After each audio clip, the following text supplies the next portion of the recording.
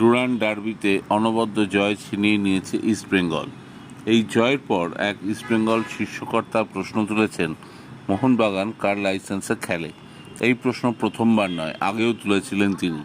আচ্ছা, তাকে যদি পাল্টা প্রশ্ন করা হয়, আপনার দল কোন যোগ্যতায় আইএসএল খেলে? ওখানে খেলতে গেলে তো আই লিগ চ্যাম্পিয়ন হয়ে আসতে হয়। তা আপনার দল শেষ কবে আই লিগ জিতেছে? মোহামেডান পর্যন্ত আই লিগ জিতে ইন্ডিয়ান সুপার লিগে এসেছে, কিন্তু আপনারা তো সেটা করেননি। না জিতলে পেছনের দরজা দিয়ে ঠোকা হয়। মাননীয় মুখ্যমন্ত্রীর বদান্যতায় তিনবার ইনভেস্টর পেয়ে খেলতে হচ্ছে। তাদের মুখে কি এসব কথা মানায়? শেষ 5 বছরে কাদের কি সাফল্য, কারা কি ট্রফি জিতেছে বোধহয় মনে করিয়ে দেওয়ার দরকার নেই।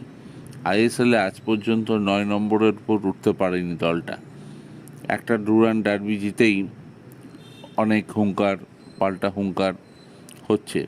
এটা মনে হয় না করাই শ্রেয় ইস্টবেঙ্গলের পক্ষে, কারণ তারা আবার একটা ট্রফি জয়ের সামনে। দীর্ঘ 12 বছর পর তারা উড়িষ্যাকে হারিয়ে সুপার কাপ পেয়েছিল। মোহনবাগানকে হারানো অবশ্যই একটা বিরাট অ্যাচিভমেন্ট। তাদের সামনে ডুরান্ড জয়ের চান্স আছে, সেদিকেই কনসেন্ট্রেট করা মনে হয় সঠিক কাজ হবে। কথাটা ভালো লেগে থাকলে বলবেন, যদি মন্দ লেগে থাকে কমেন্টস করে জানাবেন।